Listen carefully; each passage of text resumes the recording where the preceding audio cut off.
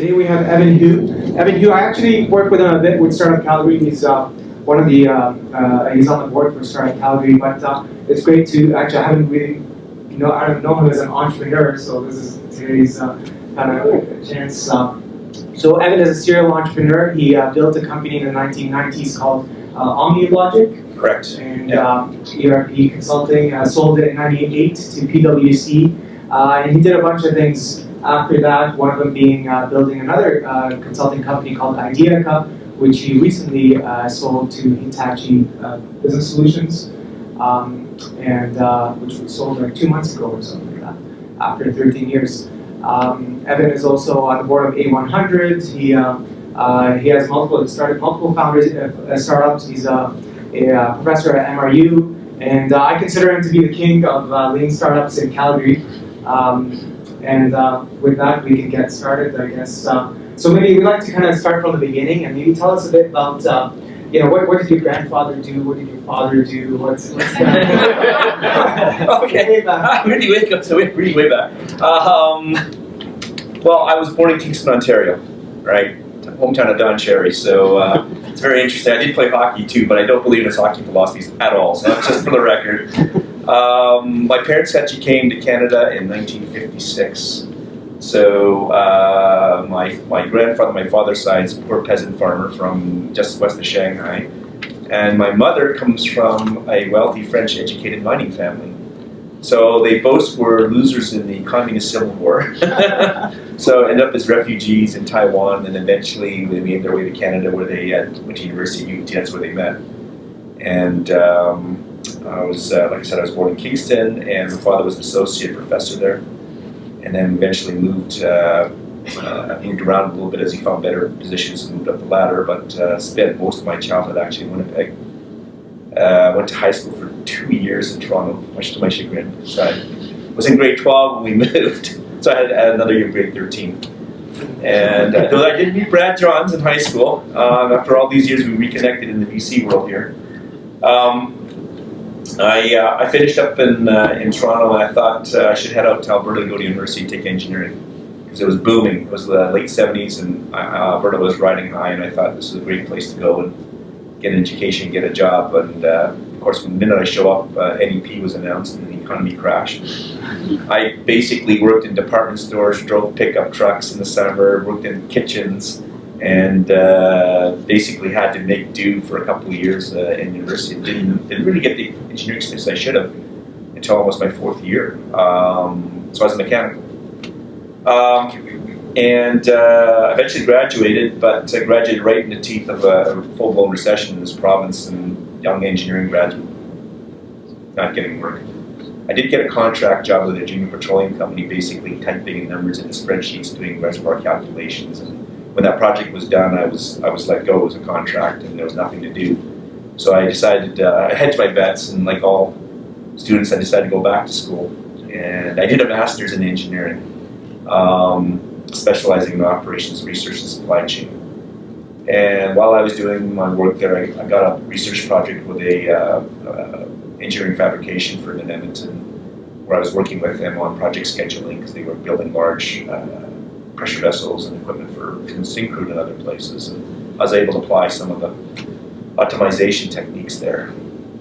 One thing led to another, and the classic thing, they recruited me out of my master's program. I never was able to go back full-time, so I worked at this engineering firm and went to school part-time, and it took me 3 years to finish the degree after that. But so I cut my teeth in process engineering design, but I didn't really like the industry. It was always what I call cookbook engineering. And if you have to look back in the sort of mid-'80s, was, in my opinion, very misogynist. And I would have to say very racist environment. If you were of color or an individual, then basically the stereotype was you could do the work, but you weren't allowed to be a manager. Now, that's my opinion. So those of you that were in the time machine back then probably had worked in an industry. Also, it was a very ageist industry, I thought. You had to prove your chops 10 years, 15 years, or whatever, before you could be considered a senior, right? And I was of the opinion I'd already figured out in 2 years what you basically had to do to be an intermediate engineer. I was just starting to repeat my work. And so I decided this computer science thing was kind of interesting. So I'd been working on inventory management systems there too, and Esso down in Calgary was recruiting. And I was the perfect fit for them. I had an engineering background, I knew process piping, pressure vessels, construction, and I knew this newfangled thing called supply chain. And they were going to do supply chain systems implementation, so I joined them and spent the next 2 years between Calgary and Cold Lake implementing an SAP ERP system, which was one of the first implementations in SAP in North America, and I just got lucky. I don't know if many of you guys know anything about SAP, the software firm, but they're one of the largest global software firms, probably the big unknown one. Everyone knows Microsoft, everyone knows arguably Apple software and hardware, and other companies like Google, but SAP is up there in terms of revenue and size and reach, but pretty well unknown outside of the business community. And I became expert in the technology within 2 years, 3 years, and I sort of flew past a lot of the people that were well versed in it, and I realized there was a business opportunity there. So by that time I was about 28 years old and happily ensconced as a systems analyst at Esso doing my thing in SAP when Esso decided to downsize the company.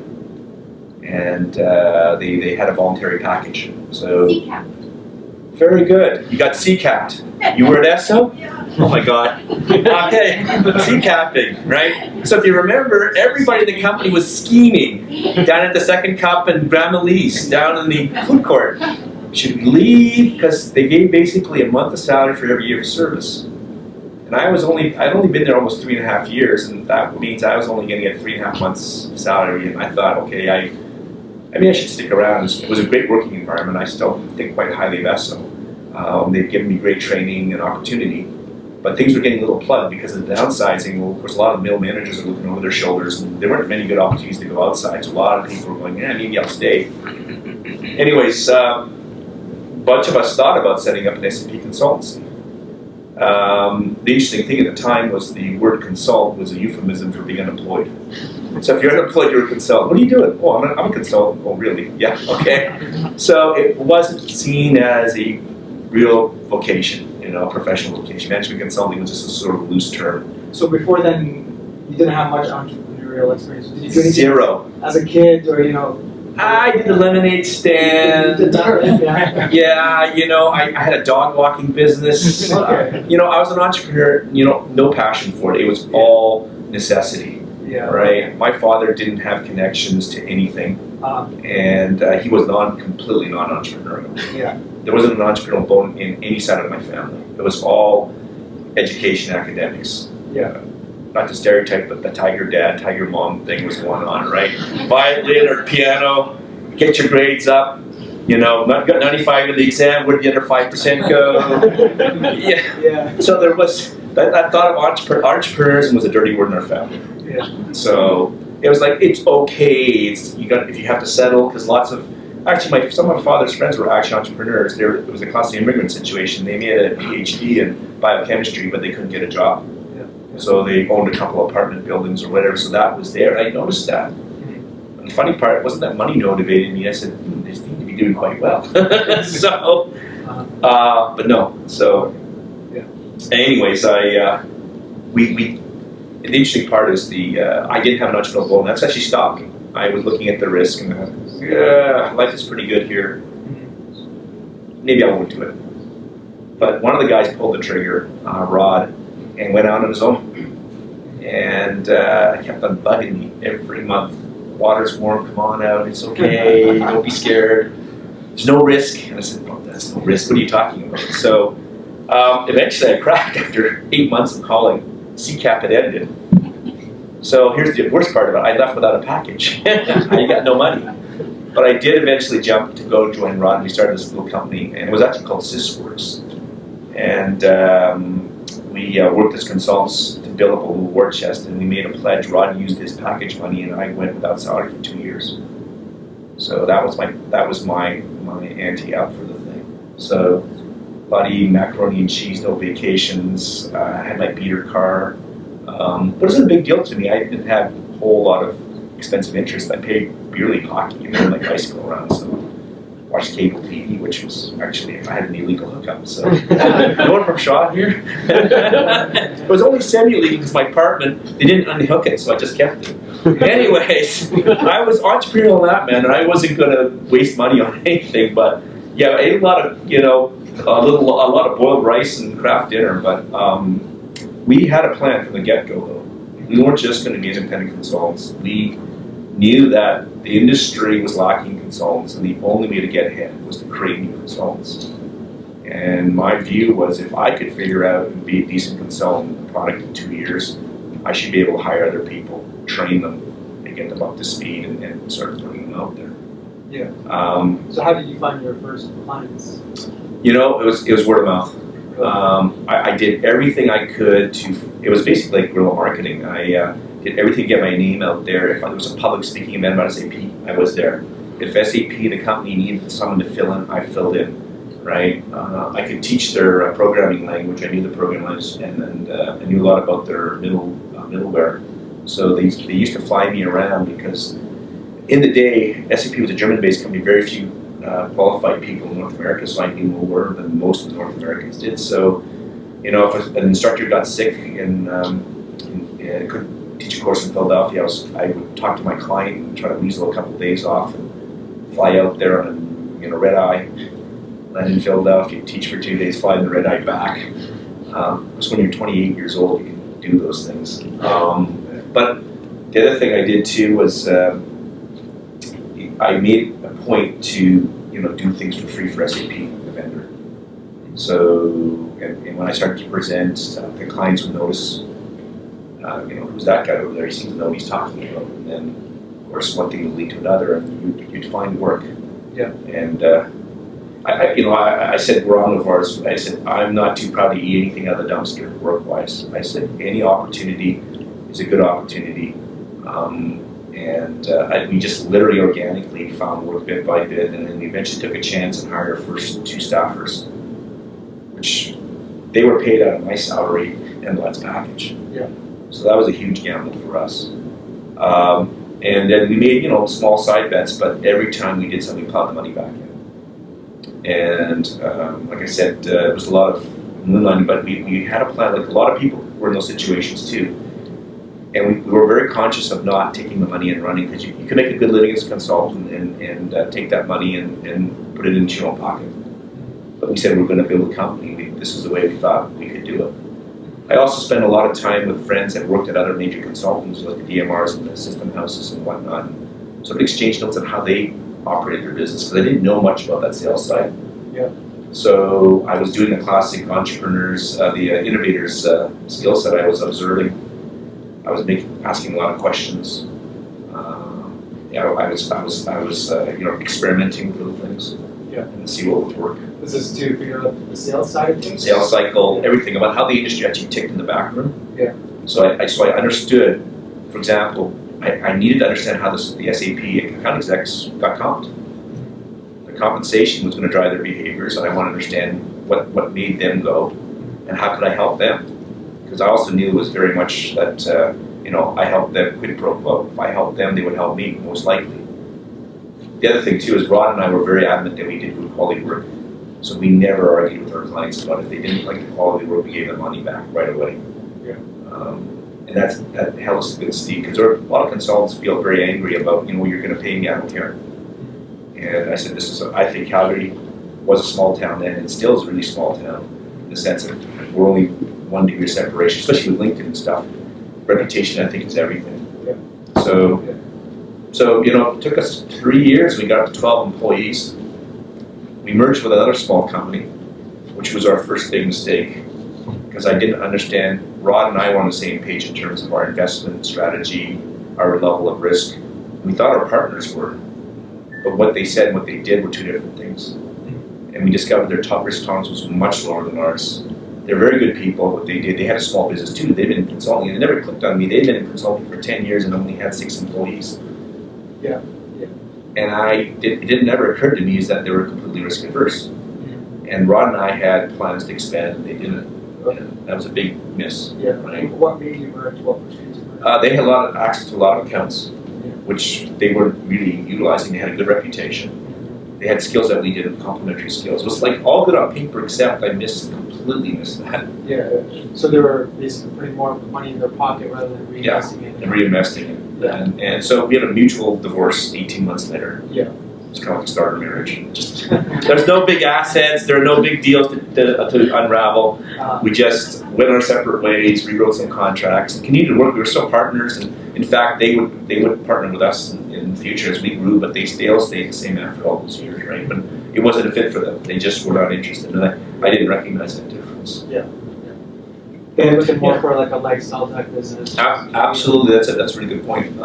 They were lifestyle entrepreneurs. Yeah. They were entrepreneurial, but for them, lifestyle was really important. And Rod had a different mentality of it wasn't growth at all cost, but growth was our major driver, and we were much more willing to take much higher risks, and they did more higher than they wanted to.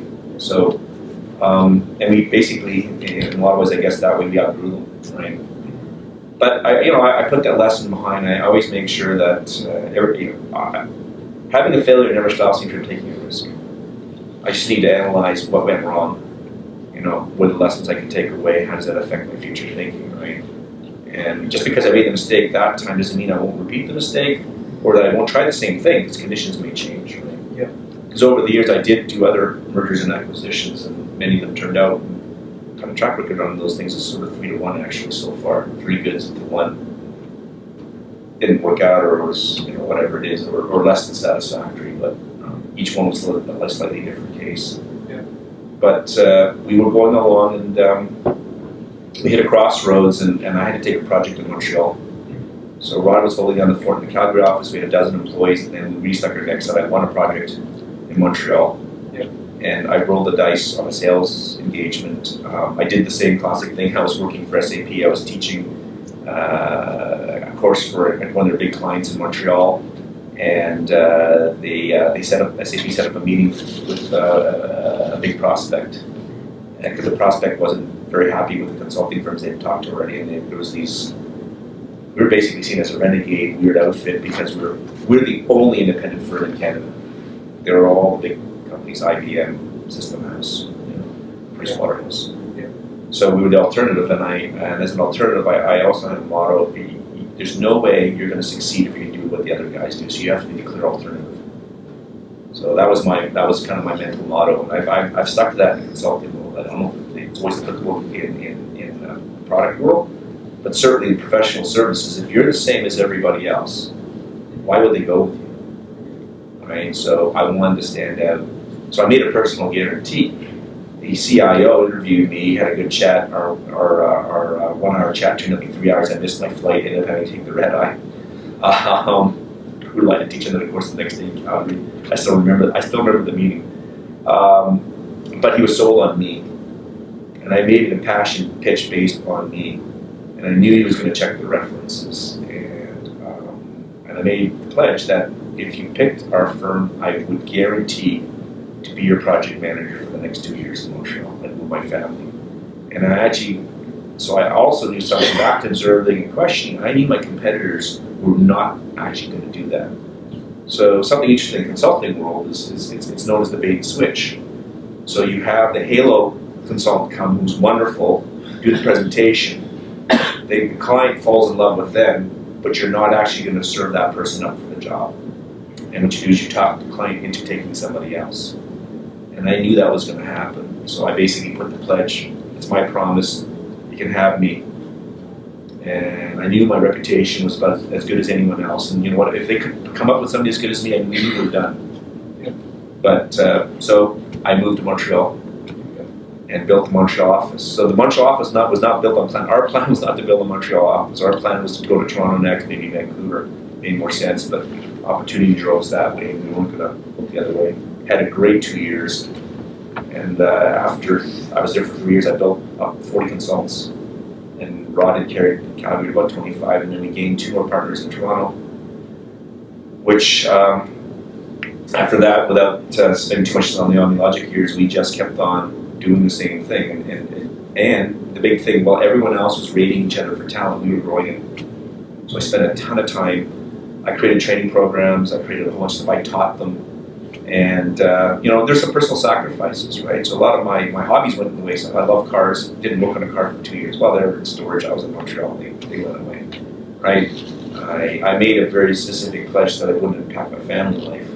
So my pledge was I'd never work weekends, right? I've kept that. I mean, I get very angry when I have to work a weekend and don't want to see me fight. So 5 o'clock Friday, it goes away. Other than that, you know what? If I have to work during the week, I'm a prolific midnight kind of a guy. So often I'll just wake up and do work for 4 hours and go back. So that's the best time to email you then. Yeah, actually, you know what? Yeah, if you email me 3, there's a good chance I might answer. It's a little weird. I do a split shift sleeping, right? So I guess my advice is you find your own rhythm, right?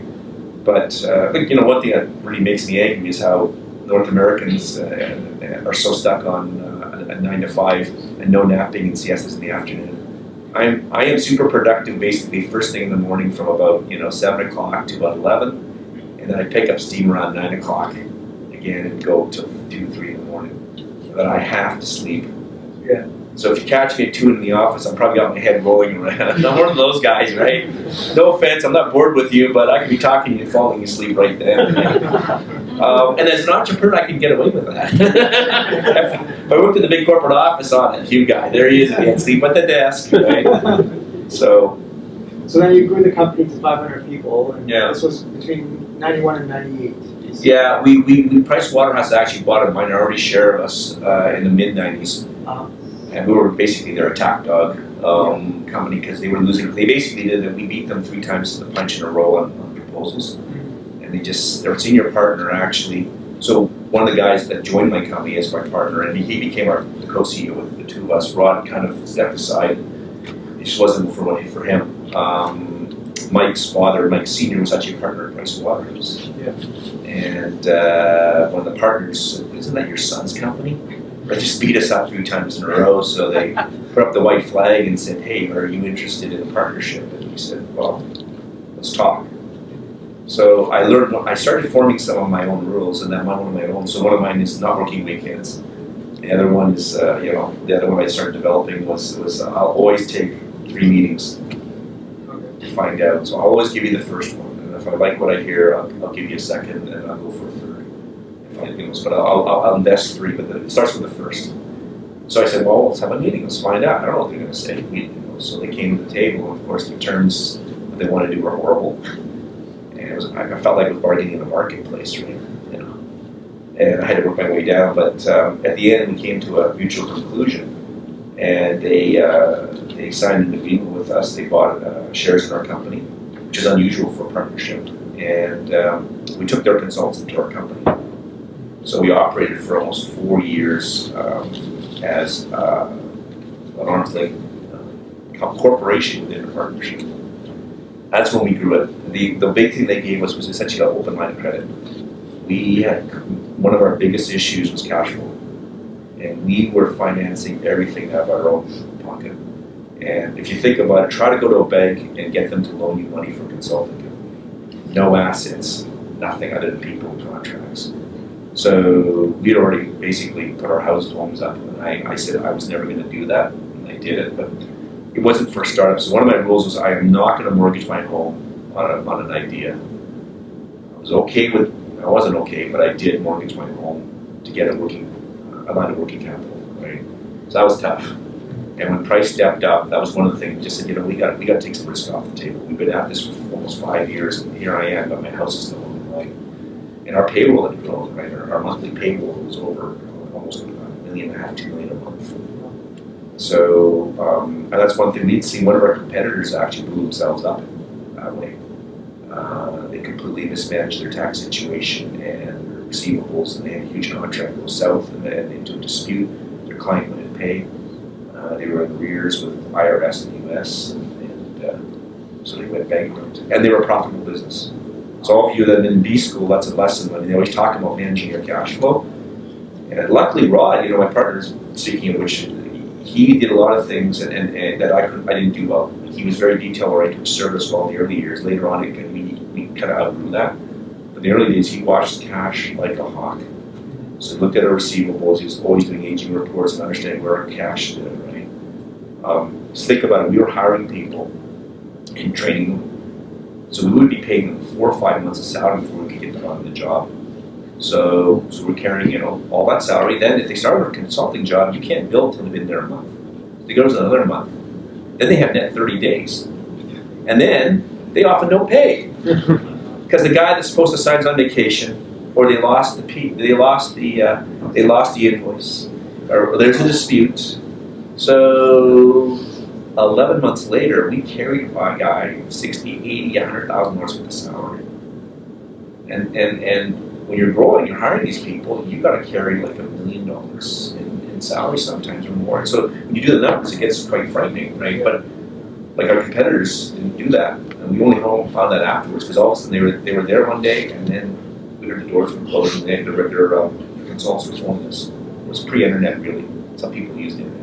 Anyways, so we knew something had come up, but then we found out afterwards what the story was. It was no cash management. Okay. Yeah. And then, but then eventually PwC bought your company. Because what happened was PriceWaterhouse merged with Coopers, which was another lesson learned. So we did not have I forget the legal term, but a change of ownership clause in it, a significant change of ownership. Yeah. It never occurred to us to put it in. Price knew that, but didn't put it in, so they realized we weren't smart enough to put it in. Of course, it's all's fair in love and war, right? And so there was a major control. The Coopers and Price merged. Without telling too many stories out of school, in those mergers, there's a lot of musical chairs between all the leaders. And the leader that was picked was not a friend of ours. He was basically a rival, and he made our lives very difficult for a couple of years. And I just said, okay, that's it. I don't need this. You know, I don't want to work like this. And you know what? Being an entrepreneur, running your own firm spoils you. We had only one responsibility. That was to our staff, right, and to ourselves, because we were the shareholders, right. So that changed. So Mike and I, by that time, had become the co-CEOs. We had more than 600 consultants, 100 million plus in revenue a year. We're starting to get into global activities and stuff. And that, to be honest, was some of the things that I was doing. I just really didn't interest me anymore. So we left in 2000. So I'd already been sort of fooling around in the sort of mid-late 90s. And I was looking at some other opportunities, and we set up probably one of the craziest, most insane investments I ever did was something called MapleMusic. So you left OmniLogic and Yeah. and PwC kind of took over. Or, Yeah. But you were successful ultimately, or? Oh yeah, you know, I had shares that were being. It was in that industry you get an earn-out agreement. So when they buy you out, you have to stay and earn it out. I walked away from some significant money the last couple. I had 2 more years in it. I just decided to leave it on the table. It wasn't worth it. I said life is too short for that kind of money. I wasn't interested. Okay. And so MapleMusic was something we've done as basically a kitchen top prototype.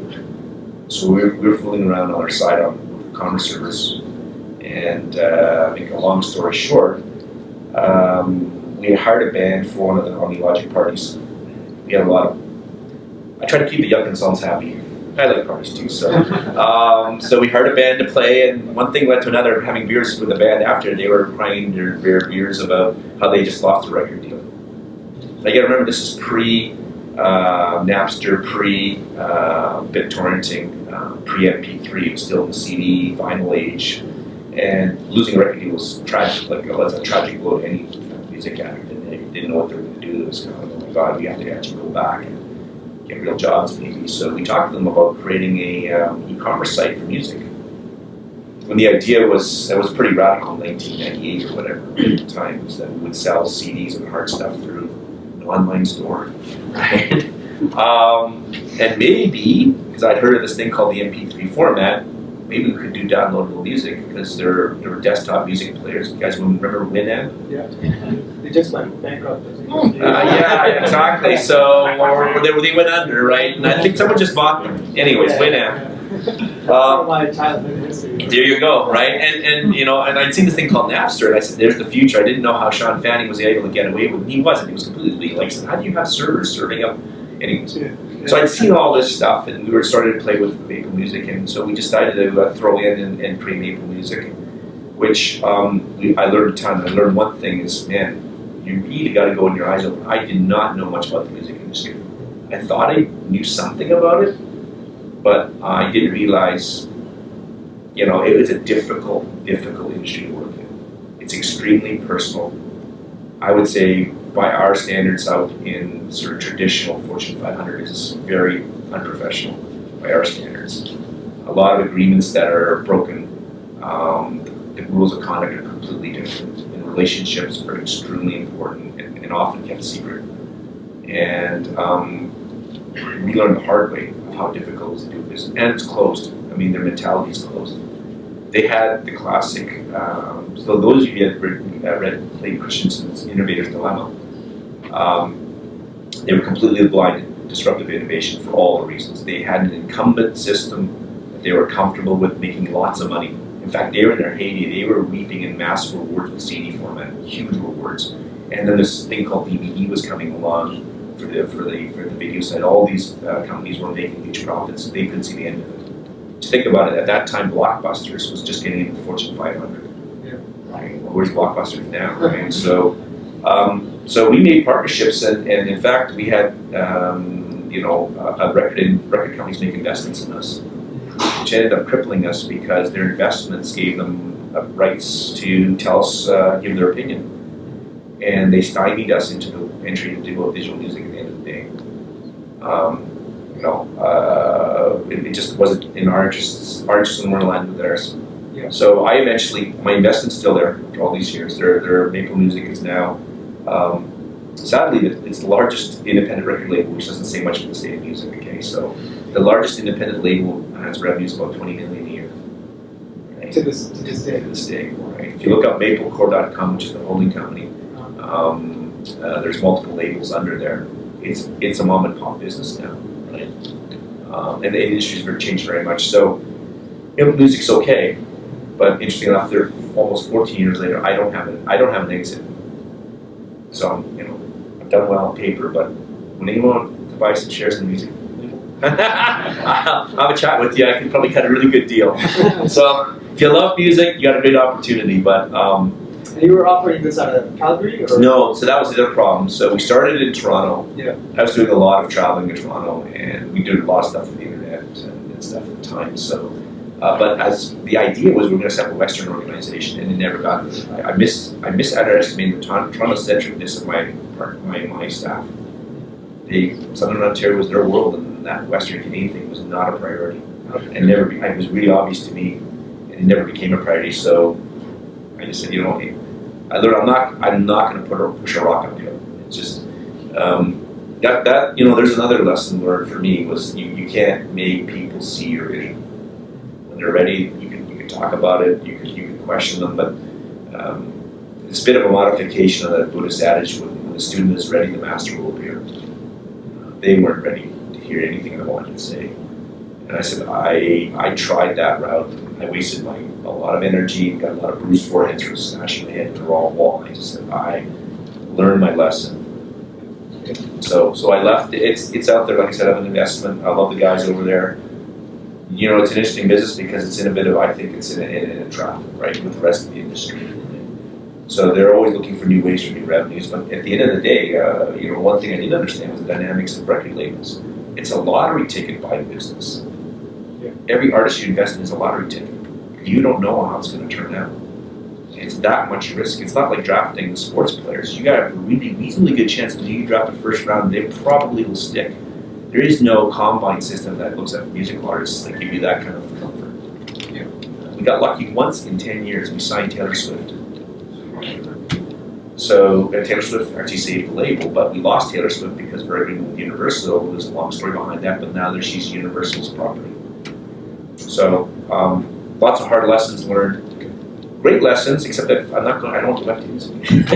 So they're stored away, and the models and the lessons learned, a lot of they're still sticking back with. And now you're a VC now as well. So how would you compare VC with a record label? VCs to some extent. Well, I'm an LP with a VC fund. Brad's the managing partner, so I'm hey Brad. I am a participant, and when he calls me, I help out to look at things. But it's sort of my introduction to VC world. 'Cause I've been on the other side raising money from VC. So OmniLogic was bootstrapped with my own money. Maple, we started with our own money, then we got some VC money. Then I raised money for Ideaca through VCs as well. So this was kind of my first foray to the other side. And so I got a bit of insight into the way that things are done on that side. And I'm going to consider maybe when the next fund is raised whether I want to step it up and participate more. And you know what? I've made some interesting choices in angel investing over the years. So is it like similar to picking like a music band or picking startups, or it's different? Or? I don't know. There's that little risk. Yeah, certainly. I mean, I think the process is a little more scientific. Yeah. You have, I think, more of a emotional attachment. Certainly, music is a very passionate business, right? And it's hard to judge passion, right? Because you can do all the technical things right in music and you won't go anywhere. And there's no rhyme or reason at all. I mean, why do some bands hit the home run out of the park, and why do some just languish? The classic example, by the way, Tear the Air Cries in their Beer Buds are tragically hip, right? There's no reason why that band should have a mega platinum global band, but it could never make the breakthrough. Platinum albums in Canada, year in, year out, great touring band, had all the pieces. But why did REM hit it big globally, and they did it in the same genre, same era, same quality of talent, same stage presence? Right, there you go. There's some similarities, obviously, between winners and losers in companies. But that emotional piece is something that I think sets it apart. So some industries are like that too. So you have to look for that, right? I just didn't understand it to that level until I got into it. So going back then as an angel investor, you mentioned. So yeah, I've done some angel investing, which angel investing is tough. And you really don't have VCs should have a proper methodology. Most VCs do, not all. Yaletown's got a funnel process, and they have criteria for investment and all those kind of good things. When you're an angel, you're dependent on your own discipline to do that. And I think and I've seen quite a few angels kind of fall in that. You invest because you also have some passion in what you're doing. And sometimes that passion can blind you, right? So, my track record as an angel is not that good, right? I've only had one mediocre success, and the rest have been flops, right? But that's the ratio. What's the ratio of an angel investment? 10 to 1, you figure? Yeah, at best. So it's a tough thing, right? And I allocate a small amount to angel investment, and I have my own investment criteria. One of my investment criteria now is I have to be really interested in what they're doing personally. Because there's a lot of good deals I think come across the table, and I've learned that if I'm going to hurt myself, I'm also hurt something I'm interested in, as opposed to something that it's a good financial deal. Yeah. Because the likelihood is that I am going to hurt myself. Yeah. So. What are things that you're interested in that you're invested in? There was a music startup. I did my own thing with a video gaming company, which man, did we ever hit so many, timing is also important. I'd say that's a pretty good segue, because I think I invested in a small video gaming company. It's called Wreckage, yeah. And there's still flailing out there. Yeah. But, it's a tough business, because it was all about timing. When we hit the market, video gaming was starting to come apart as an industry. This was what year? We started in about 2008, and by the time we were about to get going with things, and we've been slowly working on things, and then I wasn't adherent to the lean startup at the time. I just sort of heard the beginnings of that, and we made a bunch of classic non-lean startup mistakes. So we tried to build too much of the game too soon. We were industry outsiders, and I had some connections in the industry. I didn't realize again how close the shop it was. Unless you cut your teeth in a studio somewhere, it didn't matter if you were connected to studio guys, you weren't really going to give them a chance. And also, in Canada, most of the game studios at that time were console game developers. They didn't understand the app world, and they certainly didn't understand internet web-based games. So one of the big success stories that we were sort of, we watched with some jealousy was Club Penguin out of Kelowna. So I forget what they got acquired for by Disney. It was $700 million? Yeah, something like that, right? They knocked it out of the park with a web-based game, and we had a great concept, and we couldn't get any traction. I guess in hindsight, I was smart enough to pull the plug on it before I put too much in. So from a sort of lean perspective, we built too much into our new mobile product, way too much. And this was desktop? It was internet-based. It was an internet-based MMO game that had in-game purchases. Okay. So we were way ahead of the curve in North America because I'd observed a bunch of things in Korea, Japan, and China that was going on. I thought we could translate the model over. But I couldn't get anyone to believe me at the time. It's not stupid now in hindsight that no one would believe me, but literally I had meetings with EA and a few other studios, and they basically kicked me out of their office. Right? And I completely underestimated the closed-mindedness. And it was timing. I wasn't thinking about it. They weren't ready to listen, right? But why do you need them if the games were on the internet? Well, the one thing I grossly underestimated was the cost to do art development. I did not know enough about the industry. What was the game called? X-Chain. It's a long story. X-Chain. So we got a prototype. Probably still a prototype floating around in the web somewhere of a couple engineering prototypes kicking around. But I grossly underestimated the level of the artwork. Okay. I also grossly underestimated the professionalism of the art industry. They were some of the hardest people to ever manage.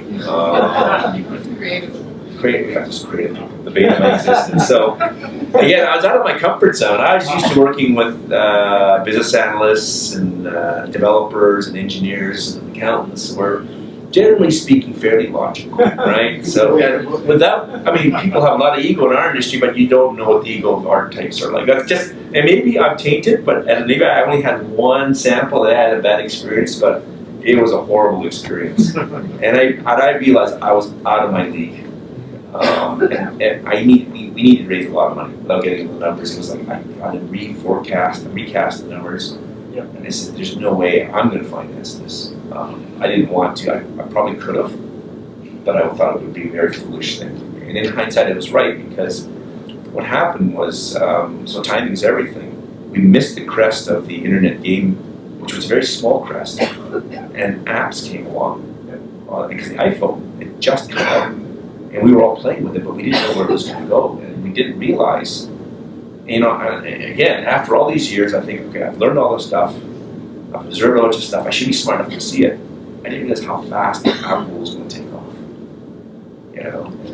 Things like Angry Birds took off, or Farmville took off on a Facebook game.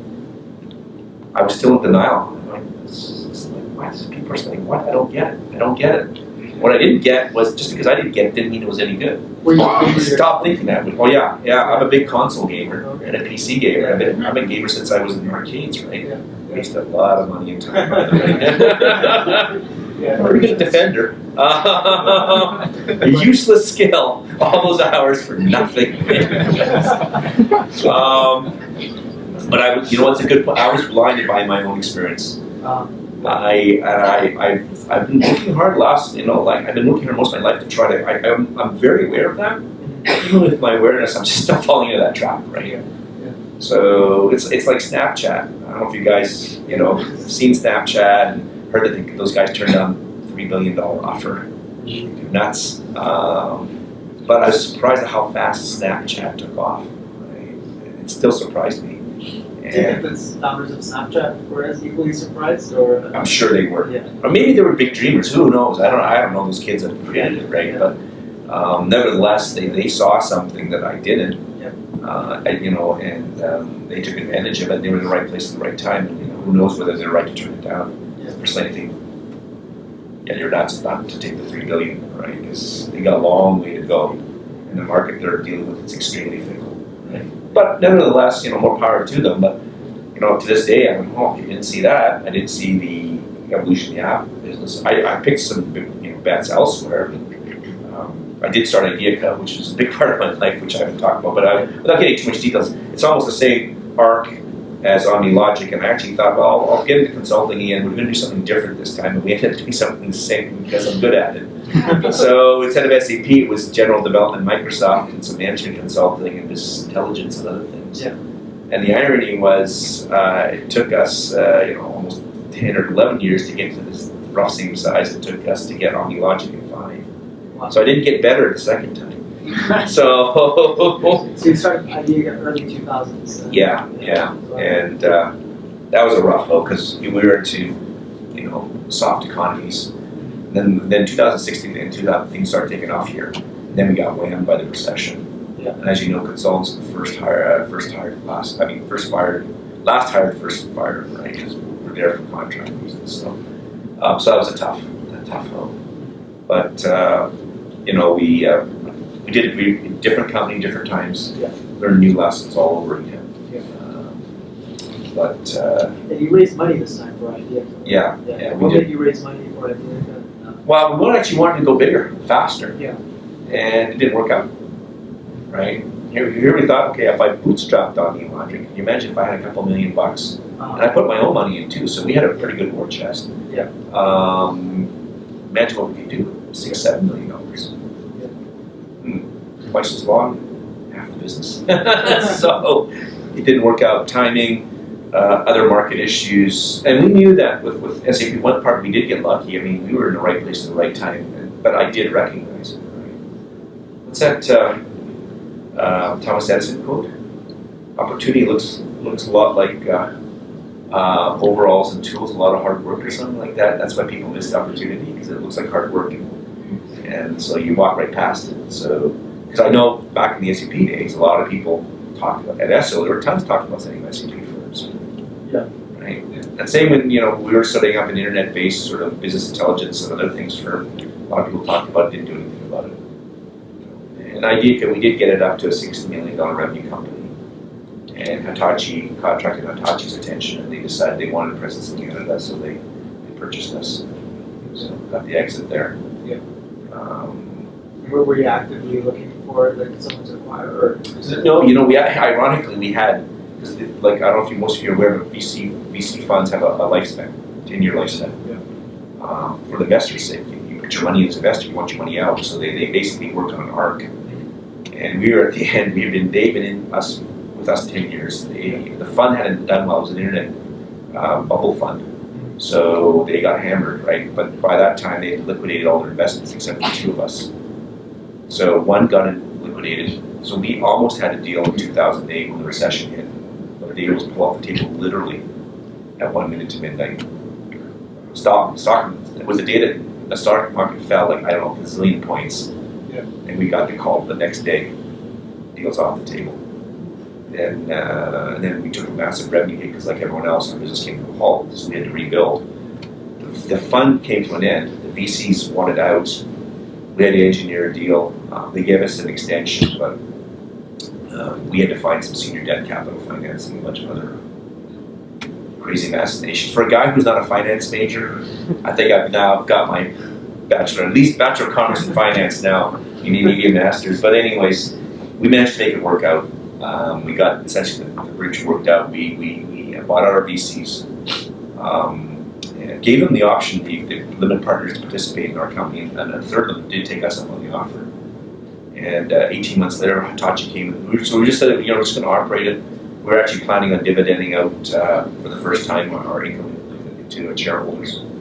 And then Hitachi came down, and yeah, it's the classic thing though. The minute Hitachi showed up, 3 other guys showed up because they were all waiting. We had, by the way, there every year, because we were owned by VCs, their offers coming in, right, and most of them under market value, right. And Hitachi was the first one that was very serious because it was strategic to them. It's the classic match. They were a strategic buyer. We were available. We had a strategic position in the market they wanted to be in. And they made us a serious offer, and then of course everyone else went, oh crap, they're moving, we better get in there, and of course they moved too late. And we wanted to honor the agreement with Hitachi because they came in good faith offer, and it turned out to be, as they said, so it all worked out. But it did take 6 months to close. Yeah. Right. So, and what was strategic exactly, or what contracts or? Our position, we we are one of the strongest Microsoft X implementers in North America. And it's not a very big market, but Microsoft sales are growing rapidly in that area, and they wanted to move in there.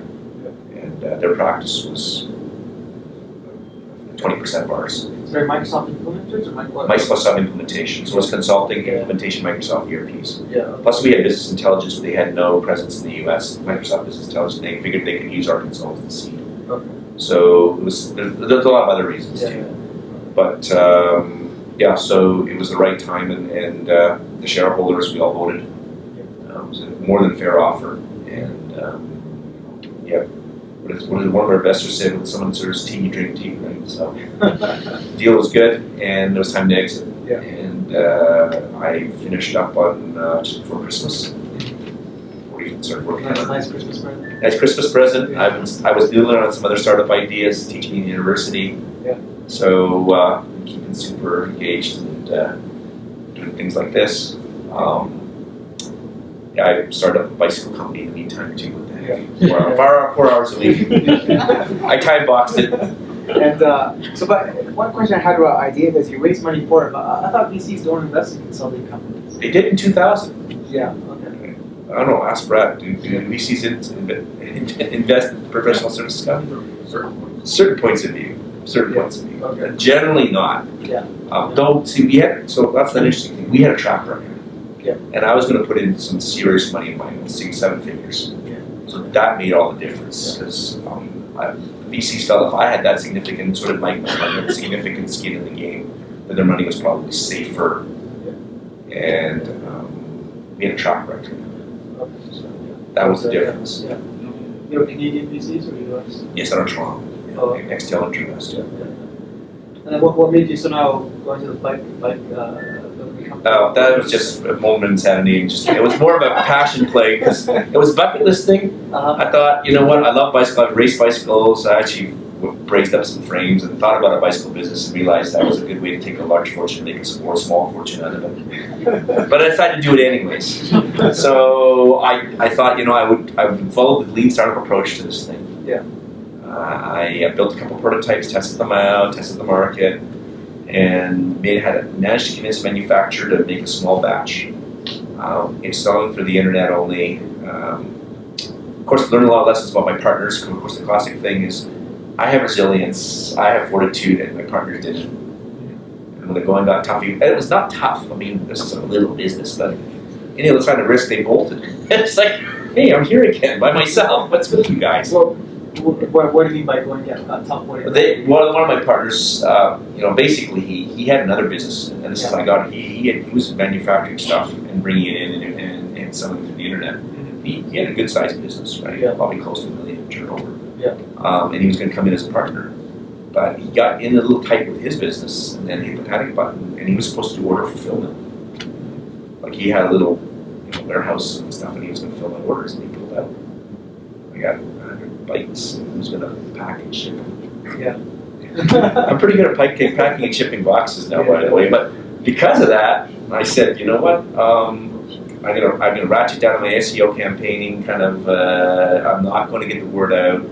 I'm the only entrepreneur that has been discouraging sales. I said I do not want to ship bikes out of the basement, right? So I sold a lot to family and friends, and wrenched them up in my basement. It was more fun. I mean, for me, building bikes is therapeutic. I'm very mechanical. Oh, so you built them yourself, or But they were partially assembled. Yeah. But they were customizable. So when I sold to family and friends, they had their choice. Of course, I was being overly generous, but I actually like doing it. You know, like you know, some guys like to putter in the garden or whatever, or go golfing. I like to build bikes. Yeah. My house is full of bikes, and it was better than working on cars because bicycles have you get some almost like immediate gratification. 2 hours later, you have a fully built bike you can ride. Car, you're talking hours. You know, you pull the engine. You know, 8 weeks later of 4-hour sessions, you might have an engine, maybe. So, that one's crawling along. The problem is it at a point where I can really hire someone to take care of it. So I've left it as a slow burn. It's kind of fun. I time box it to 4 hours a week.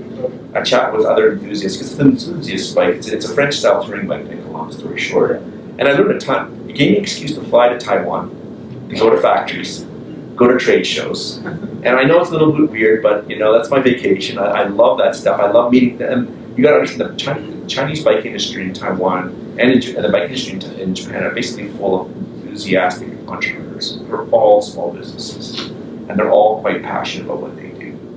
And it's fun actually meeting these guys. Not all of them. Some just make it because they had to make a living, but a lot of them are really enthusiastic. It's just energizing for me to go there. And I boxed it, so it's this big. My losses are capped. I did some quick napkin calculations, and the worst I can do is take the bikes apart, sell all the parts on eBay. I'll hire one of my sons to do it for $10 and unpack the boxes. And what do you like? What's the value proposition, or why would someone buy your bike? Is it just a brand thing, or is it... The bike is unique in the market, strangely enough, at the price point. So it's a French-style loaded touring bike for $1,600. Yeah. So the only way you can get one of these is you go to essentially custom frame builder. Yeah. And they usually sell for $4,000 and $6,000. It's a tiny market. Tiny addressable market. Those of you who use the business model canvas will see this. It's a dumb market to go after. Because but I'm not here to make it. It's like a hobby that pays for itself. At worst case, right? So, and like I said, it's like I'm just a curious guy. So I said I really want to know what's going on.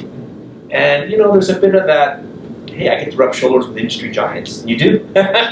So it's kind of like buying a hockey team so you can hang with hockey players, right? So that was the kind of and you know it was an opportunity. Actually, it was the opportunity to experiment with some stuff. I love to go and experiment, and so I learned a little bit more SEO techniques myself. Buying things through Alibaba, negotiating through the internet, engineering drawings, a little bit about SolidWorks and CAD/CAM. The heck, right? Why not? Yeah. So and then you got into lean startups in 2008. Yeah. Right? So when did you start kind of applying that? What you did? So Wreckage wasn't going well, the video game, which is kind of ironic. We knew the name was ironic. We didn't know how ironic it was going to be. And I was searching for a better way. I'm a methodology wonk too, so I love methodologies and process and trying to do things better through science, right? And there's got to be a better way. We really messed this up, and I thought we were being smart. I honestly thought we had tried to do it the smart way. And I didn't, obviously. We made some significant mistakes, but we were doing things the way we thought it should be done, right? And I tripped over, like anyone else, the lean, which is serendipity. I was just surfing around the net and tripped into the lean startup. And Eric Reese and Steve Blank were just starting to blog about it. Which Reese kind of had a bit of a, wow, this is what I've been searching for. They're talking about all the things that I had done wrong and watched other people do wrong. And they had a theory of how to deal with that, and it was very science-based, right? And it all came together. And also married. I mean, I'm an agile development proponent, and a extreme programming proponent. So a lot of the things that they were doing fit into my kind of thinking. Now, and also the weird part for me, because of my supply chain, I'd done a lot of work in lean manufacturing back in the 90s, so I already had it in the back of my head. Of course, those are the components of the methodology. It was like. Yeah. But this is applied to startups, right? Yeah. So that was like, wow. I said, why didn't I think of it, damn it? And then he wrote the book, and it was a bestseller in the New York Times. I said, Jesus. Again, someone else put it together, right? And I was stunned by the fact that I had all the pieces, and I didn't do it either, right? Yeah. So did a lot of other people, but more power to them. But I said, this is something good. And so I started experimenting with it, and started actually applying some of the techniques at Ideaca when we spawned new business lines. So I took the lean approach to starting new business lines. So it was an entrepreneurial application. Yeah. And I've been working on like my little bicycle company, doing a software startup right now on the side. That's Round Peg, right? Yeah, which is not a working name. Okay. My God, I'm trying to find a .com that has meaning that isn't cyber squatted. The guy wants $500,000. It's really hard. So we've been working on this thing part-time for the last couple of months. And I'm not leading it. Brian Reimer, who's another fellow serial entrepreneur, Brian and Alice just had a vocal their company acquired about 6 months ago, I think. 7, 8 months, longer than that now. It's a year now. Yeah. Time flies, doesn't it, when you're having fun? Brian and I have been working on noodling and pivoting, and we think so. We've been doing it the lean approach. It's just been great. And we realized lean, staying and true to the lean methodology is hard work. Yeah. Right. And you know, I love to do seminars. I'm happy doing seminars on lean startup stuff. So you're familiar with lean startups and has actually tried to apply it? Yeah. Okay. So not too many people actually. Get out there, buy the book. Not that I get a commission, right? Or go. You actually don't get buy the book. It's all over the internet and blogs and stuff. But and so what are the hardest? You said it's hard to apply. No, it's not hard to apply. I mean, I think the methodology is straightforward. Yeah. It's hard to stay disciplined because you know some of the basic tenets are really hard to live to, right? So you know the constant. You know the best visit plans. Never can withstand first contact with the customer. In other words, you really got to get out there with a product prototype, a lean small MVP. Get out there, get it tested, and come right back, and then revisit your hypotheses. It's easy to fall in love with how smart you are, right? And think we got the solution. We just got to build it more. And as you know, with IT guys in particular, it's easy for us to make things.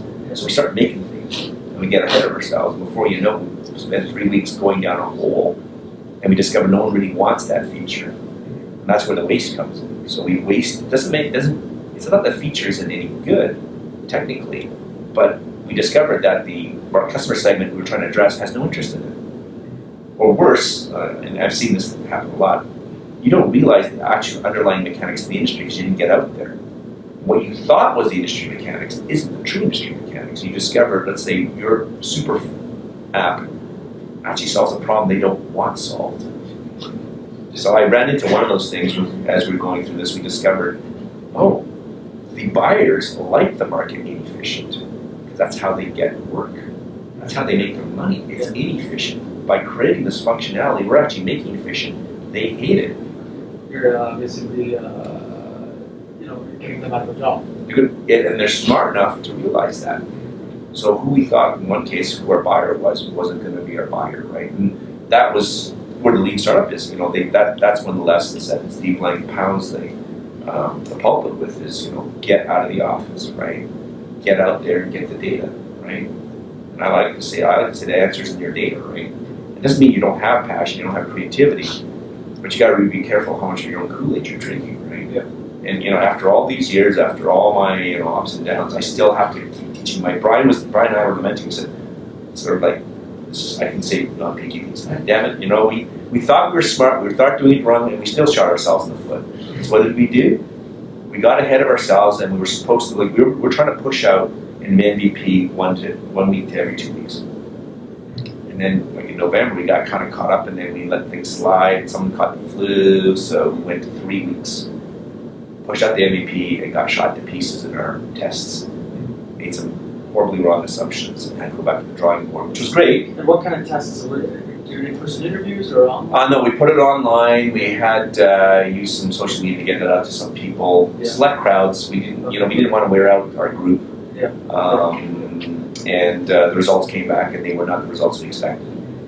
The classic stuff you learn, right? You get things that you thought you had a hypothesis they were going to behave this way, they didn't behave that way. They actually behaved this way. And there's some things they really liked that we didn't think they would like. And it's like, oh crap, right? And back to the waste. The waste is, and if you talk about lean startup is all about elimination of waste. Well, we wasted time, we wasted capital or money, and we built some features that weren't necessary. And back to the things that we think about features that don't work, but it's really features that you don't need. Right? And we should have been building other features. Now we had to go back and build those features. Hopefully test that again and confirm that before we continue on. And the hard part is staying disciplined in those tight cycles, right? Because you do slip into, we know what's best, right? And especially guys, it's interesting because the team that's been assembled, we're all sort of doing this the classic. We're pitching in our sweat equity time and a bit of money, and it's great, doing software startups is wonderful nowadays. We use not that I'm pitching for Amazon, but we use the Elastic Beanstalk cloud development platform. I mean, that platform back in 2000 would probably cost us $250,000, $300,000 to assemble. And now we're paying, $500 a month for it, right? And, our cycle times can be low. We're wired framing with the Mockflow, and we built the infrastructure up. And, we're capable of ramping our application without getting too far into what the application is about right now, but you can ramp it up to 10, 15, 20,000 units just like that. Then we can worry about scaling, but that wasn't even possible. So it's great, but we're not taking as much advantage as we should. Because we should be cycling faster and getting out smaller continuous releases to test. And as like a successful entrepreneur, is it kind of harder for you to present like a basic MVP or to kind of see that people don't want to prototype or to present something to the It hurts. I mean, it's your baby, right? Yeah. And I lecture at the university. I always tell, don't fall in love with your baby, right? And my baby's not like you just don't understand, right? You can't see its inner beauty, right, or whatever. When your baby's not pretty, it's not pretty. It's just not going to go right. So I gotta find a better analogy. Some people don't like the ugly baby, but it works for me, right? But it hurts. I mean, you put your intellectual thought into it. It's a little piece of you, and that's something part of your ego. You got to get used to getting squished, right? Yeah. And after all these years, I still went, oh, right? No one loves us, right? And back to the drawing board. And there's a fine line. I mean, some people ask me the question, well, what about persistence? What about your vision? Yeah. And I said, that's overrated, right? And I actually think that too much of the history is written by the victors. In other words, guys that talk about, I stuck to my guns and everyone told me I was wrong and I proved I was right. In most of my experience, and it's just my opinion, is that most of those guys are blowing bullshit, right? They are only telling a quarter of the true story, right? And quite a few of these guys I know my business is pivoted all over the place. OmniLogic, Ideaca, MapleMusic. Where we started, where we thought we were going to be 5, 10 years later, was nowhere close. Maybe it was roughly the same direction, but we were over here somewhere, right? Because just things happen, right? You just don't understand, right? You're basically responding to the market. Well, it's more. It's everything. It's the learning part. So it's not market is one of the things, but it's the learnings, right? Yeah. Because if you look at lean startup, the whole premise is your business is nothing but a bunch of hypotheses. You have guesses. You've got to get out there and test those, right? And get data to validate or invalidate.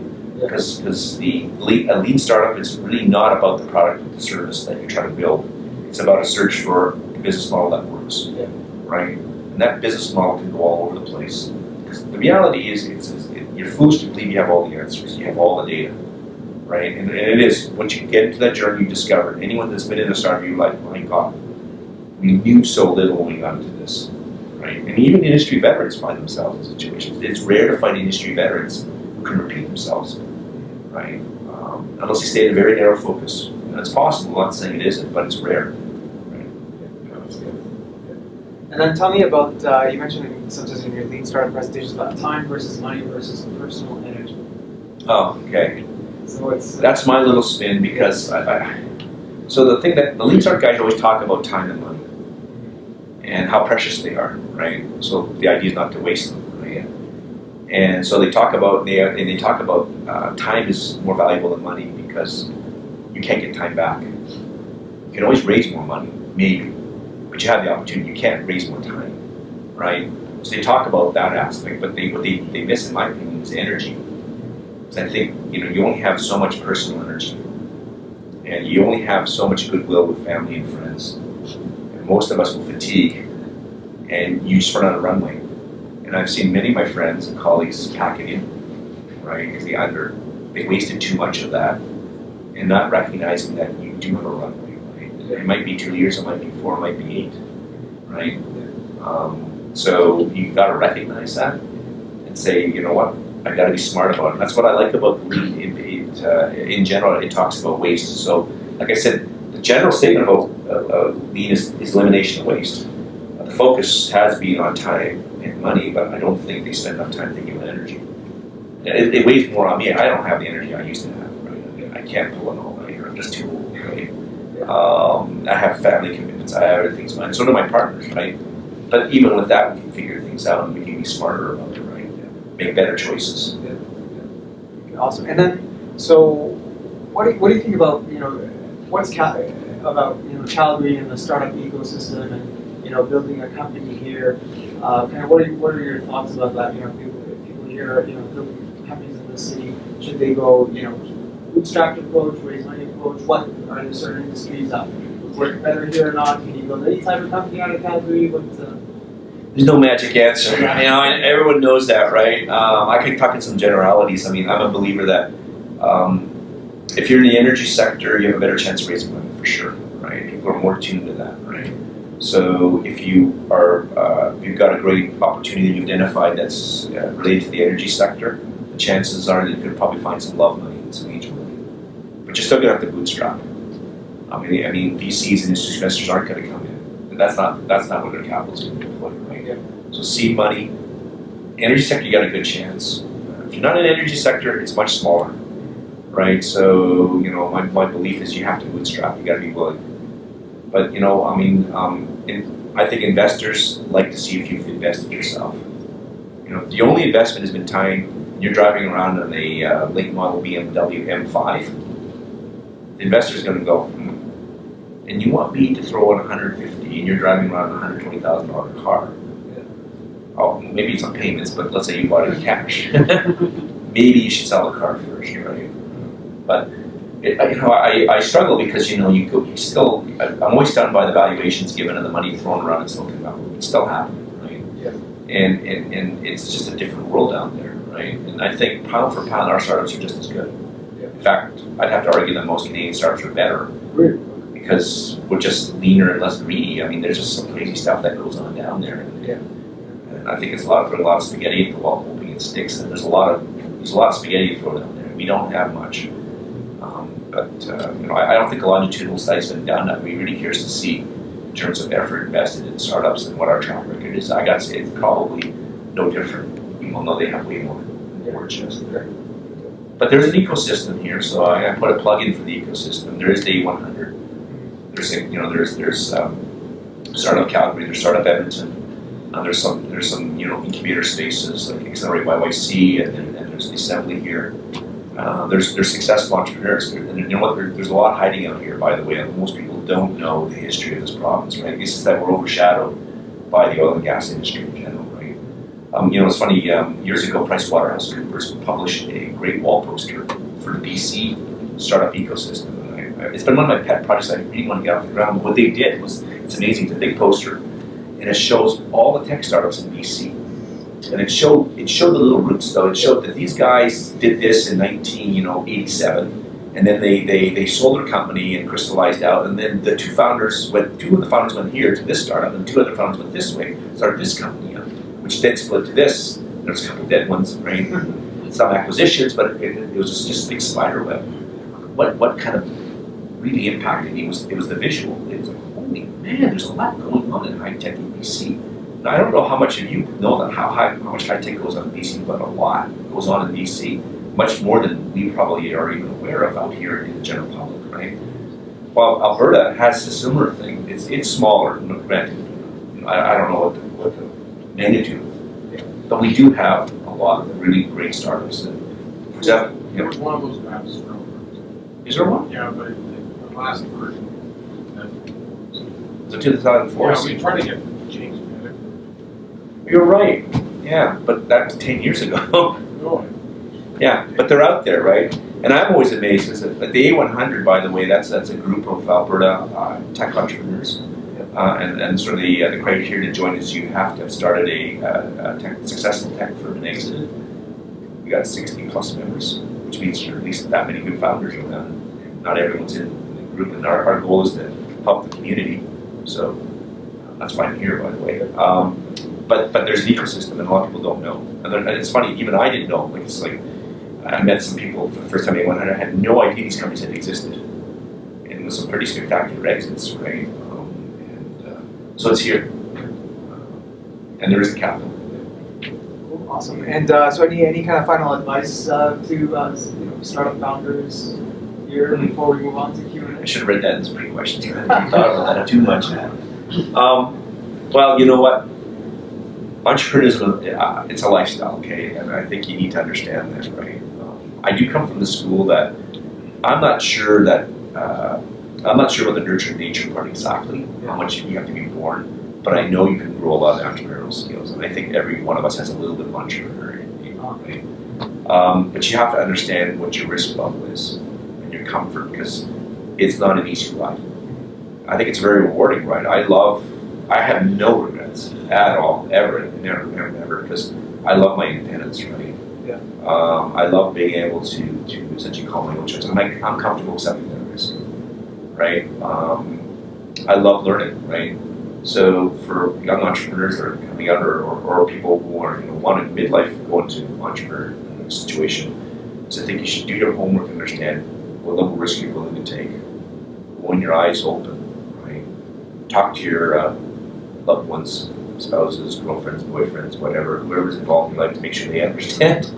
Because you need their support. And you need to have a team, by the way. I never talked about that. But actually, I ever noticed I've had fellow travelers all along every story I had other cohorts in with me because I think entrepreneurs are the team sport.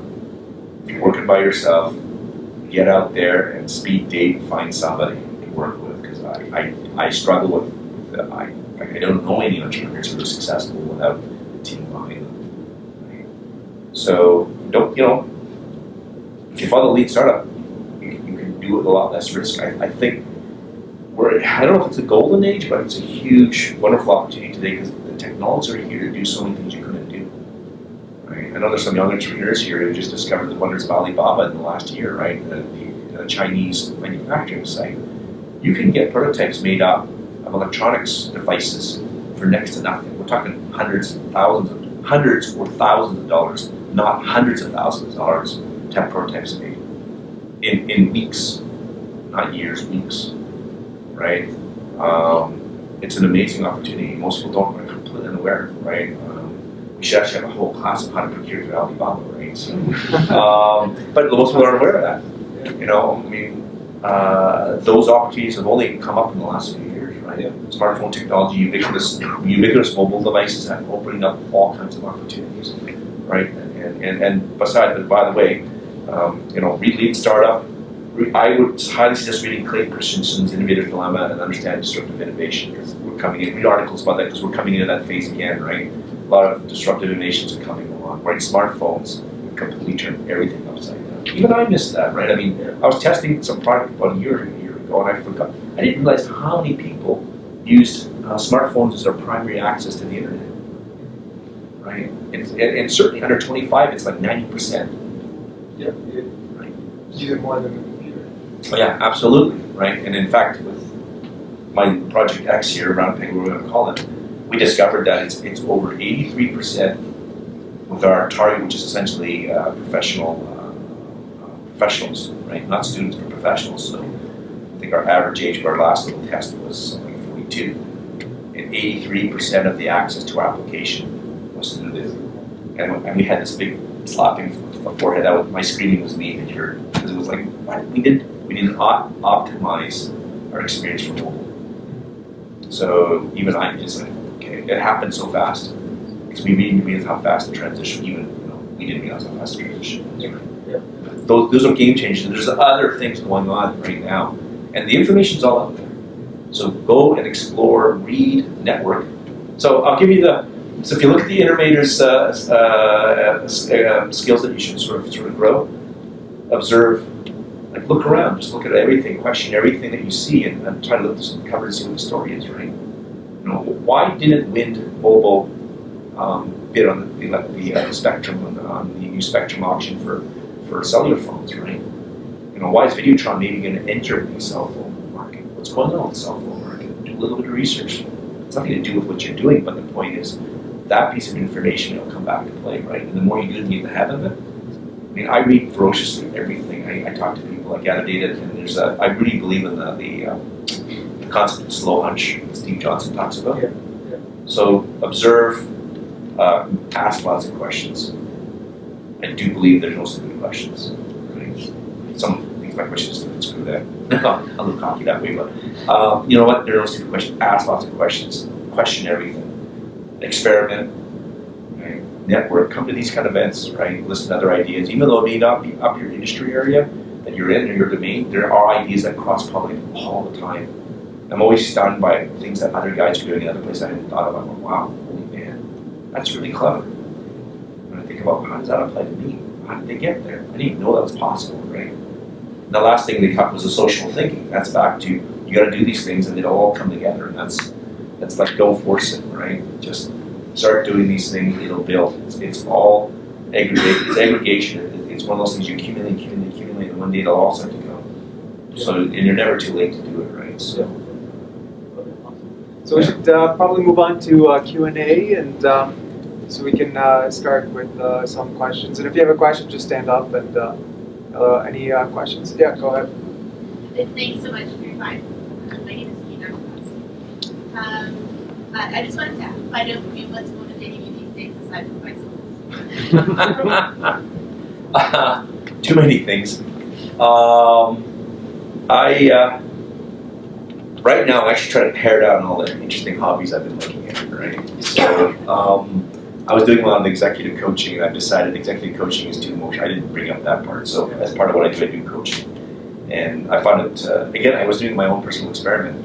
So I didn't go all in. I did the Royal Roads executive coaching program, got my International Coaching Federation certification, blah, blah, blah. It was good, because I actually sometimes I need to learn the official way. I can't always do it on my own time. If I take a course with other people, I do a better job of learning. But I discovered pretty quickly that I am way too empathetic. I get in the heads of my clients, and I want to be with them and help them. And it's emotionally draining.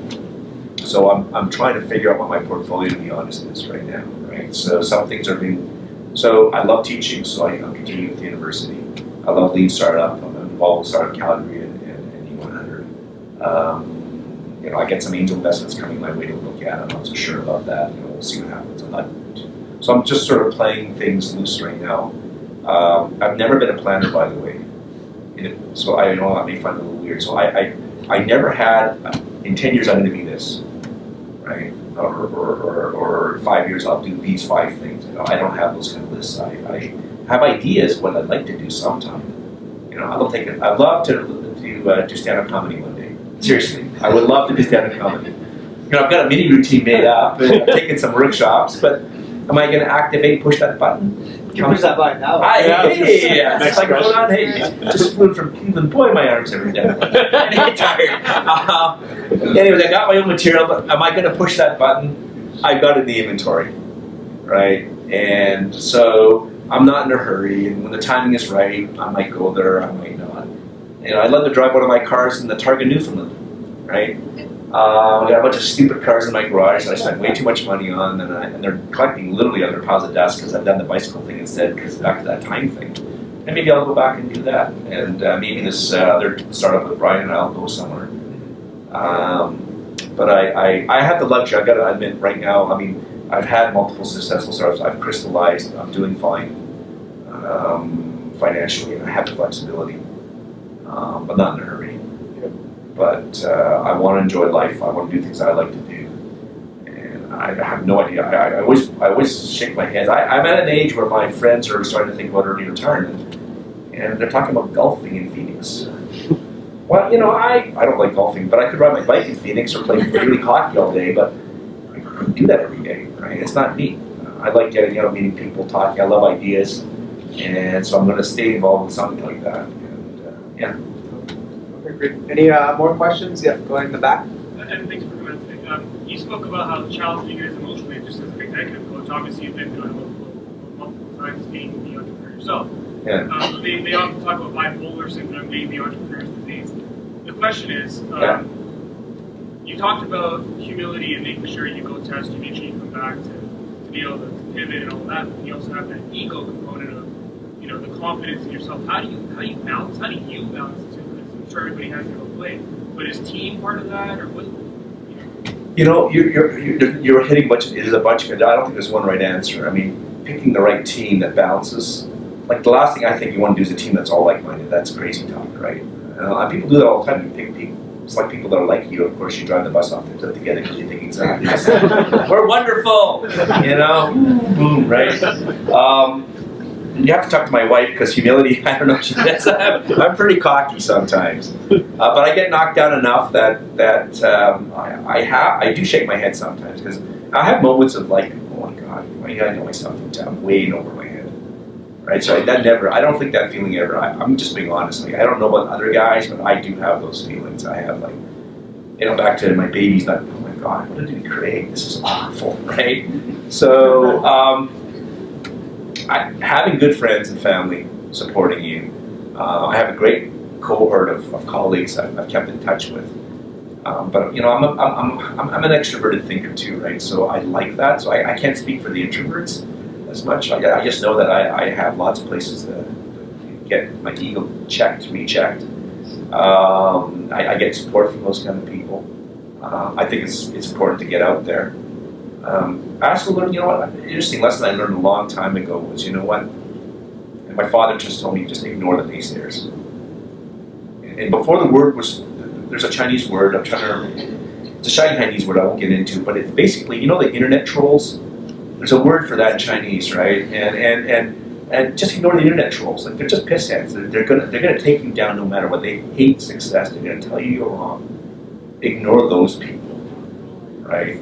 I mean, you want to listen to criticism. You want to listen to legitimate, you know, issues that you may have, but just ignore those. You got to have some belief in yourself, right? I know it sounds very Tony Robbins-esque, right? But it's true. I mean, I do have an ego. There's no doubt about it. And I love reading Malcolm Gladwell. Like, I know the critics say he oversimplifies stuff, but in his stuff there are some really good kernels of truth. And I, you know, growing up, so in a house, we didn't have much money when I was a kid. Brad knows that I drove up to his cottage and my 66 Valley was our family car with a 2 AM radio. We had nothing, right? Really, my father just scraped by. He owed a lot of money to relatives who helped fund his education, right? And so I worked all kinds of terrible jobs, you know, construction, washing dishes in Chinese kitchens and taking slop pails out. I mean, that taught me humility. I understood how a lot of people's lives really worked, right? And I knew what the value of hard work. So as Malcolm Gladwell does in his book Outliers, those disadvantages turn into some kind of advantages. That adversity made me stronger, right?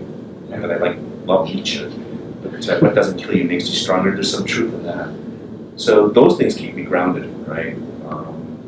And I see a lot of people too here that just are not grounded, right? In this town, there's a lot of people throwing their money around, big egos, and you know what, to each his own. But I don't associate with those people. I try to stay away from it. I don't like those kind of social events, for example. So I stay with people I like, right? So I have a motto. I don't actually believe in karma, but I like the idea of karma, right? So I kind of think that way. Any more questions?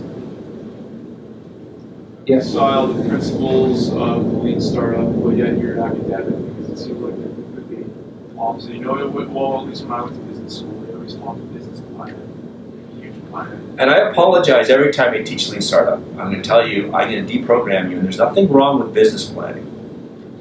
Stefan's laughing because I just did this, right? So there's nothing wrong with business planning. And lean startup doesn't mean you throw out business plans completely.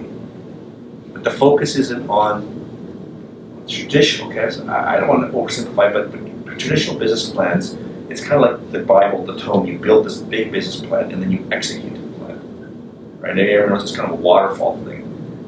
Figure it out, analyze it. You got the 5-year plan, you got the 1-year plan in detail, and you start building towards it. And everyone knows none of these plans ever have iterations, like learn something, maybe change the plan, right? And we used to build systems that way. It was known as the waterfall method. You got the specification from the business users. You started to code the system. Then you had a QA phase. And of course, the QA phase assumed there was only minor mistakes. And then you went live. It never worked that way, right? You always had this massive meltdown halfway through the project when you realized you're going in the wrong direction, right? So the academics of the planning and the exercise. So I had a motto. I actually forgot about it. We used to, and I still do this, we always plan, but we rip up the plans as soon as we're done. In other words, we put it on the shelf. We do it so it informs us, right? We understand the fundamentals, we do the work. We don't over-engineer our plans, but you need to understand what's going on. But the plan is not the map, right? The plan just informs, it's almost like a reconnaissance mission. You look over the horizon, you can see what's out there, you're seeing what's going on. You still have to get out there, experiment, try things, and read the market, read your customers, and there's all those things going on. So business planning is important, but you know what I mean? There's a bit of a seismic shift in that world, right? I mean, lots of people are debating the efficacy of traditional business planning methods. You know, MBA schools is a big debate, right? in my master's program, I did some of those funding courses down, and I look back on it. And the fundamentals are fine, but it's just the application of it, right? So, hope that helps. Any more questions? Maybe we can have one or two more. One more question. Last question. Anyone? Maybe I There's one back there, I see. Okay, Brendan, in the back. Who is it? Okay, yeah. My name is Lily, and I have a question for you that says, because you're such an active person, you do so many different activities, how do you deal with stress? Which advice would you give to, especially for people who start and they don't have this tolerance for stress yet when they're starting? It's a good question. There's something in me that I don't have a problem with. I don't know what stress is in the tradition. When people talk about stress, I call that worry, right? I don't think of it as stress. It's just like daily worry to me, right? And I guess somewhere along the lines, I got the right genetics for parenting, but you can roll with it, right? And what's the worst? So when I get stressed, it's about health, right? And or family disasters, death, illness, whatever. That stresses me. Work never stressed me because I have an attitude of you know what, if I got my health, I got family and friends, I can always come back again and start again, right? And I mean, maybe coming from a family that had that basically refugee status, coming with nothing. I remember my toy box fit in one of those little mandarin orange boxes that were that really crappy wood that you get slivers on when you're kids. That's all my toys fit into that box. I was about 12 years old. And I was great. I mean, I had enough toys. My brother and I shared. But I remember that. I said, there were great times. I'm a little nostalgic. I gotta admit. That's back to my emotion. I can get sucked into nostalgia, and I understand. I started realizing the best times I ever had nothing to do with that expensive present I got, or I had those moments of I achieved it, got the car I wanted. And it was okay. I was excited for a while, then the car just became a car. The things I remember best was, playing high school football with my kid brother, right?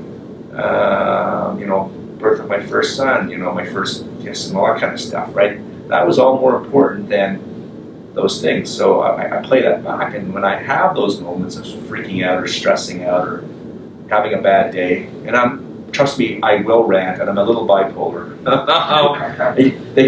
So at Ideaca, they coined it the Hunami. So it's coming. The steam is building, and it's like, what were you guys thinking, right? But it's always about people issues, by the way. I never get excited about business issues. It's about how people treat each other. But when those stress moments come, I get my perspective back by going, you know what? I'm okay. I got my health. My family's okay. Everyone's thriving. So what am I getting all of my knickers in a twist? Yeah, I'm good. And you talk to other entrepreneurs, win some, lose some, up $1 million, down $1 million, whatever it is. Yeah. There's some truth in that mentality, right? Because I feel I can come back. And worst case, I'm a bike mechanic. Yeah. I love being a bike mechanic. Right? Pay me $15 an hour. I don't have to worry about anything. Just assemble these bikes. I'm okay with that. And deep in my heart, I am. I don't have an issue with that. And the other thing, I never got wrapped up in status. That's something else. I think that's really important in this town. I mean, I'm going to get on my pulpit on this one. It's like, my God, it's easy to get caught up with symbols of status, and you have to achieve. And, it's that classic comparing what I got. Right? I missed my 30th and my 10th high school reunion. Right? And it was funny because I did go to my 25th high school reunion for my Winnipeg school. They kind of made me an honorary member because I got yanked at the last minute because I went to that school for 4 years. And it was funny because I decided to go, and they're talking about how everyone was strutting in their 10th high school, how great life is. And 25th year, things have happened and knocked you down a bit. You've had a few more life lessons and much more perspective. And then you realize everyone had the same message. It was a good group of people, but it was what's most important in life, right? Family, health, friends, relationships. And I'm just not Tony Robbins. So go out there, kiss your mom, you make up with your brother, whatever it is, right? Yeah. So that's why stress disappears when I get that perspective back. I try to be healthy. Everyone knows I'm the most notorious junk food junkie out there. I love crap. And I'm a crap eating machine, right? But I have little hacks that I do, right? So I walk everywhere I can. You know, I built a small workout facility in my home. I've always had a workout facility at home, so I realized, why am I driving to a fitness club when I'll just do the workout? And it drives my wife nuts, by the way, because I will be watching TV with her at the commercial. Most people go get a snack. I'll go out and pop off a couple bench presses and come back, right? So I do little things like that to fit in. I figured these things out over time, and I've also made decisions what's important, right? So being there for my kids was really important. Even as busy as I am, I had to figure out how to make that work, right? I'm not saying, I mean, I've made lots of mistakes. My sons will talk about parenting mistakes another time. My oldest son, buy him a beer, he's 21, he's good with that. He'll tell you lots of good stories. But I try to keep that perspective. So basically, stressing about your startup is a first world problem. Totally, you nailed it. Exactly. Listen to this, man. It's a first world problem, okay? Yeah. And most of our problems are first world problems, right? I mean, I was fuming. I was trying to drive here across the bridge, 14. Brad texted me. Then he chastised me for answering his text in the car. But I told him technically I wasn't driving. I was parked on the bridge, right? So the funny part, I was getting stressed because I said, I thought this thing started at 6. Why are you texting me at 5:30? And that was the classic. I had to calm down. Okay. I did actually go through that. I'm okay. It's okay. It's at 6. It's just Brad getting me going. You should have seen me. It was Andrew. I calmed down. We'll get there. Traffic's eventually get there. Yeah. Just everyone was just so excited to hear you. They were all There you go. ready and waiting for them in. Well, with that, thanks a lot, Evan, for taking the time to.